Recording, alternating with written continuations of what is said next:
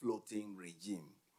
We don't have a peg. We don't have a fixed exchange rate framework. It's a managed floating regime where you allow flexibility of the exchange rate. One of the advantages there is that Hi, great people of Ghana. It's your Nigerian Gulf Lecture bringing you political news in our channel, Ghanatube. Ghana has actually been giving us serious vibe, all the trendings that has actually been going on, all the news that has actually been going on in Ghana. I know our channel is always here to bring you all this news. Please search. it helps when it comes to adjustment to shocks, for the economy to adjust to certain shocks without necessarily losing reserves to try to contain it. The managed floating framework is still in place, and that is what we are using. It doesn't change at all. And so, yes, the city will fluctuate. It will change by the minute. It will change by the moment. And it changes, in reaction to a number of variables. It may be short term, it may be medium term, it may be long term. Several variables drive movements in the city. We've always said it that our objective is to ensure we don't have excessive volatility in the city. But yes, you will see movement in the city.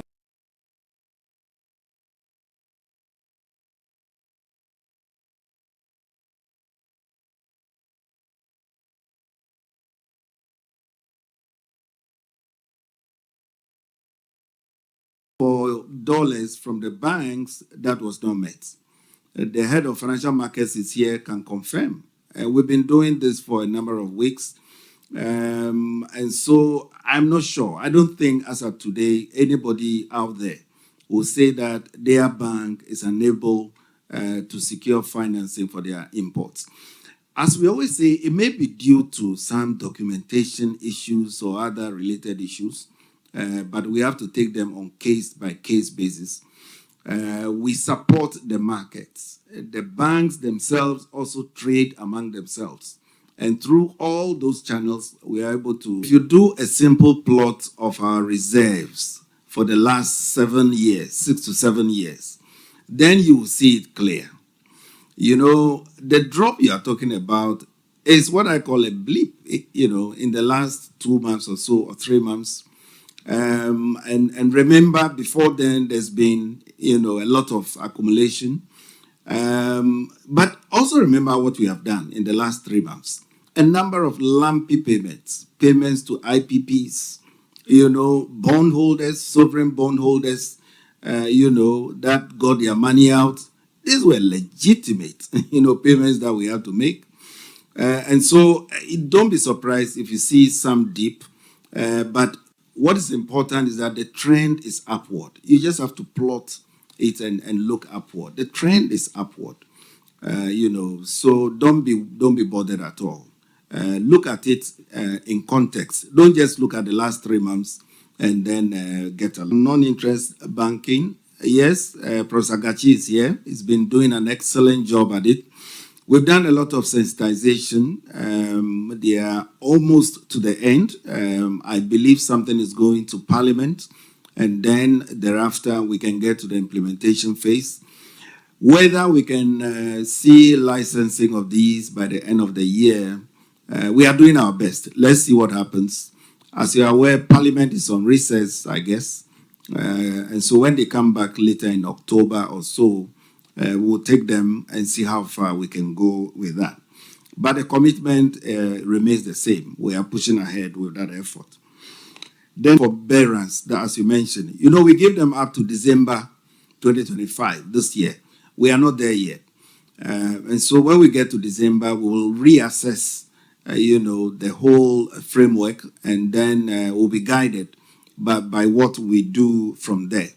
But rest assured, our objective to ensure financial stability at all times remains, and we will ensure that very strictly. Journal about remittances. Well, the banks have,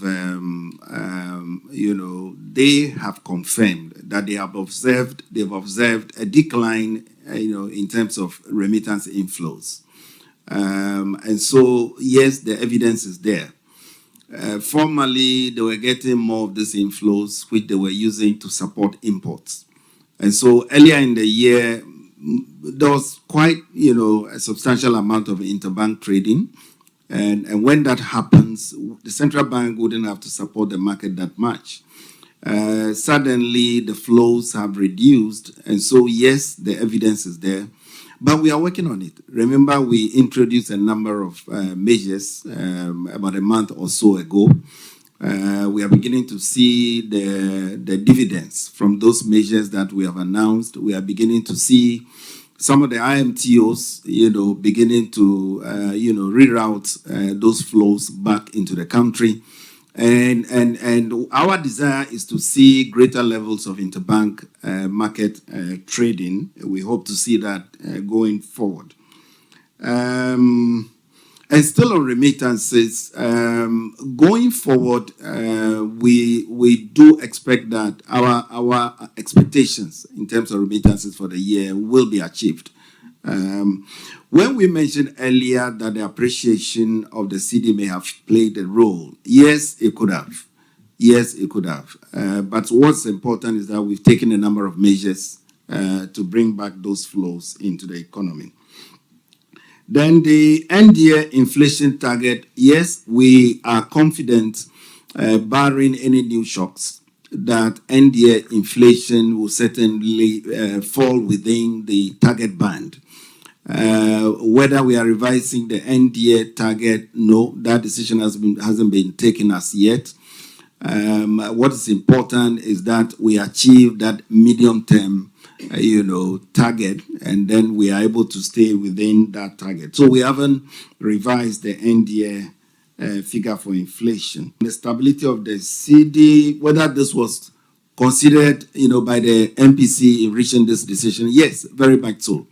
If you read the statement, we spoke about, strong sterilization efforts in spite of the reduction in the policy rate. In fact, if you look at the last decision that was made, that too, we lowered the rate by 300 basis points. But if you look at the sterilization effort that went in, it's been very strong. In other words, the monetary policy stance was kept appropriate. And so we did not see the negative impact you would want to see in terms of liquidity injection, etc. That same effort is going to be deployed, even with this decision. And so stability of the CD shouldn't be a problem, regardless of the decision that we have made. Remember that also that the cocoa season is just kicking off. And so we envisage inflows of cocoa. We are beginning to see a pickup in gold exports. And so a combination of these will certainly come in and help to keep the CD stable. Then those FX measures that was announced to suspend FX withdrawals by the large corporates. For now, it is a permanent measure. We observed that there were certain practices where some of these large corporates who really do not need FX cash, locally, were withdrawing such sums, and then those sums were ending up, elsewhere. And so we met with the banks. I mean, these things are done upon consultations. We met with the banks, we discussed it, and we came to the conclusion that for the large corporates, we can suspend those direct withdrawals.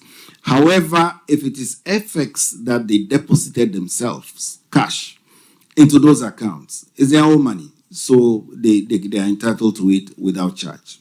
Yes, we've done a lot of work on the bill. The bill is ready. It's now at the Attorney General's department. In fact, from Friday, we are meeting the Finance Committee of Parliament to take them through that bill. We really want to pass that bill before the end of this year. So yes, we've done our part. We've drafted it. Now it's for Parliament to engage and to see it.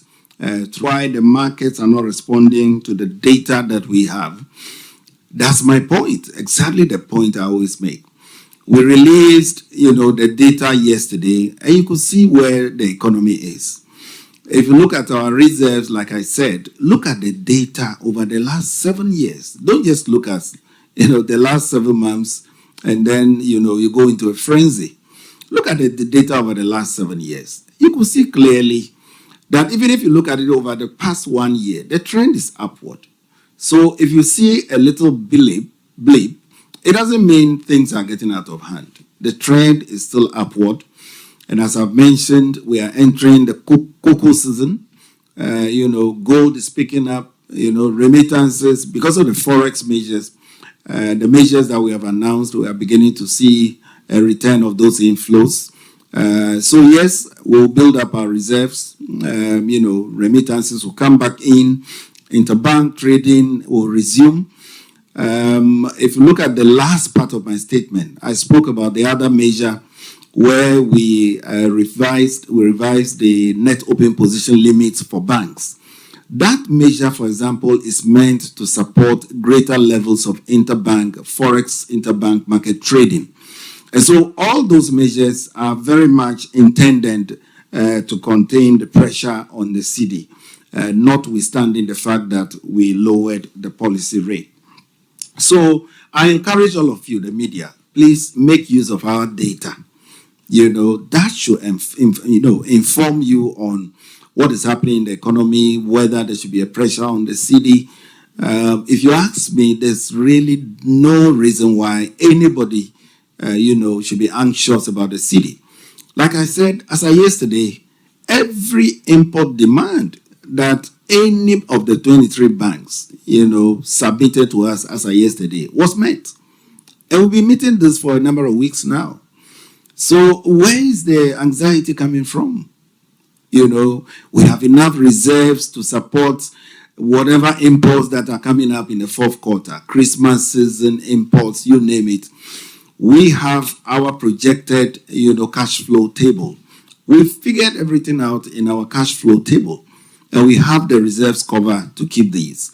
So there shouldn't be any anxiety at all about the exchange rate going forward. 126th press briefing will now make way for the governor.